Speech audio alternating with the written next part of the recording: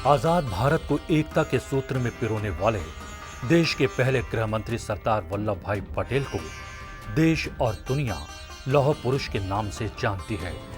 और लौह पुरुष की ये छवि उन्होंने अपनी कर्मठता और दृढ़ शक्ति से अर्जित की।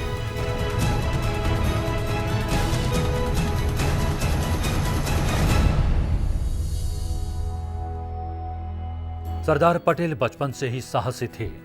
स्कूल जाने के लिए उफनती नदी को तैरकर पार करते और परीक्षा में अव्वल आते।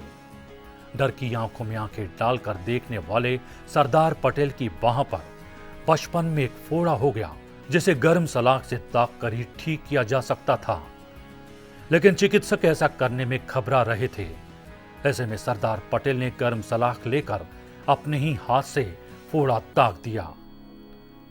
देश के जाने माने बैरिस्टर बनने का उनका सपना भी उनके साहसी जुझारू व्यक्तित्व के कारण ही सिरे चढ़ पाया।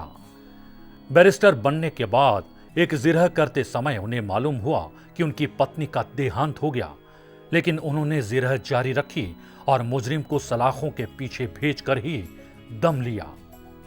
यूं तो पूरे स्वतंत्रता आंदोलन के दौरान उनका मजबूत व्यक्तित्व देशभक्तों और क्रांतिकारियों के लिए उदाहरण बना, लेकिन देश विभाजन के साथ मिली आजादी ने उनके लौह व्यक्तित्व को एक नई ऊंचाई प्रदान की और देश को एकता की नई ताकत दी।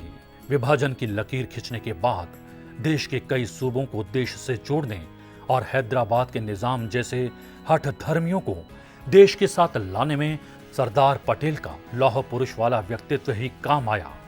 विभाजन के बाद पाकिस्तान से घर बार छोड़कर अपनों से बिछड़ने का गम लेकर भारत आए रिफ्यूजियों का पुनर्वास करने में सरदार पटेल ने बड़े धैर्य और साहस का परिचय दिया।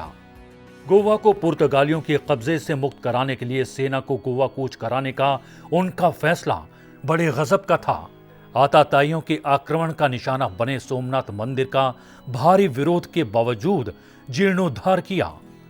सरदार पटेल ने अपने कर्तव्य, पराक्रम और फैसलों से सिद्ध कर दिया कि लौह पुरुष किसी उपाधि का नहीं बल्कि पुरुषार्थ का नाम है।